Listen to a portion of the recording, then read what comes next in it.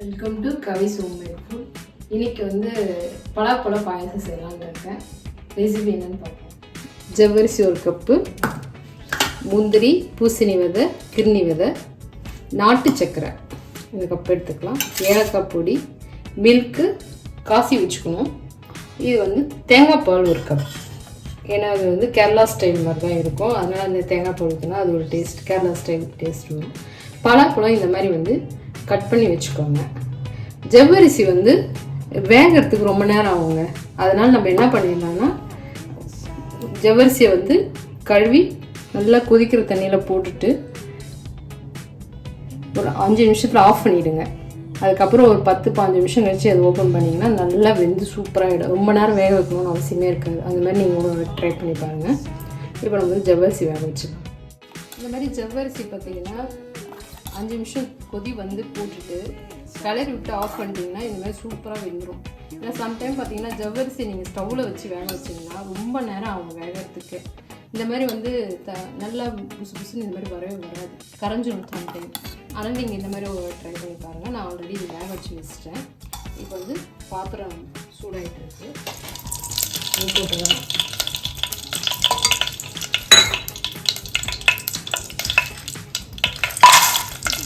வச்சு இந்த 2 ஸ்பூன் நெய் போடுங்க. இதை பொரிச்சு எடுத்துட்டு இதில் நம்ம பலாப்பழத்தை வதக்கணும். இது ஃப்ரை ஆகட்டும். பொரிச்சு எடுத்துக்கலாம்.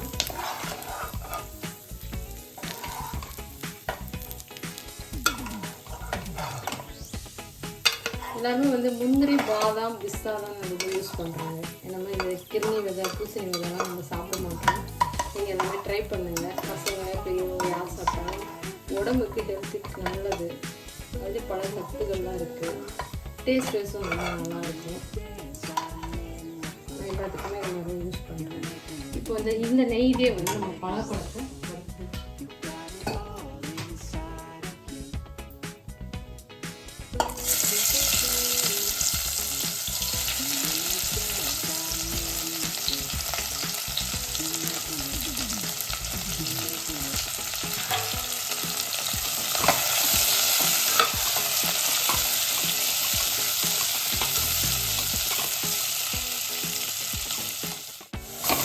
இந்த அளவுக்கு பலாப்பழம் வதங்கினா போதும். ஆல்ரெடி பழமாக தானே இருக்குது உங்களுக்கு. இதனால் அந்த பச்சை அந்த ஸ்மெல் போகிறதுக்காக அந்த ஓரளவுக்கு வதக்கணும். இப்போ வந்து ஜவ்வரிசி இது போட்டுடலாம். ஜவ்வரிசி மட்டும் வேக வச்சுட்டு பலாப்பழத்தை கட் பண்ணி வச்சிட்டிங்கன்னா ஒரு 10-15 நிமிஷத்தில் இந்த பாயசம் எடுக்கணும்.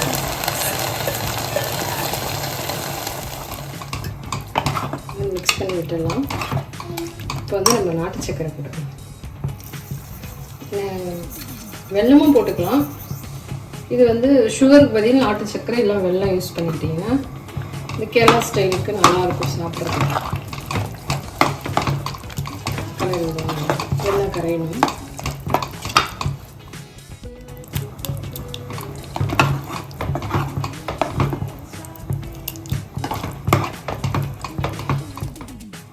இதில் ஏலக்காய் சேர்த்துடலாம். வெல்லம் கரைஞ்சிடுச்சு.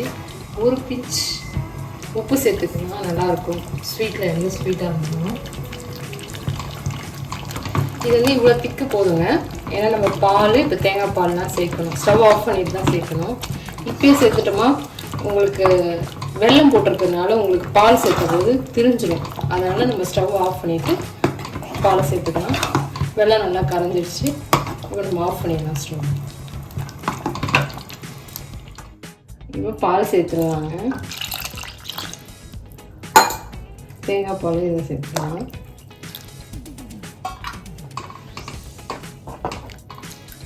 எப்பவுமே ஸ்டவ் கவனமாக ஆஃப் பண்ணிட்டு பண்ணுங்க, இல்லைன்னா பால் திரிஞ்சிடும்.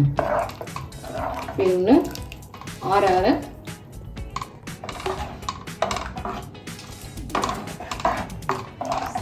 கொஞ்சம் திக்காகிடும். இப்போ வந்து நட்ஸையும் சேர்த்துடலாம்.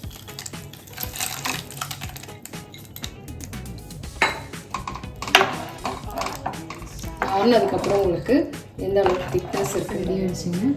நீங்களும் ட்ரை பண்ணி பாருங்கள். எப்படி இருக்குன்னு எனக்கு கமெண்ட் பண்ணுங்கள். நெக்ஸ்ட் வீடியோவில்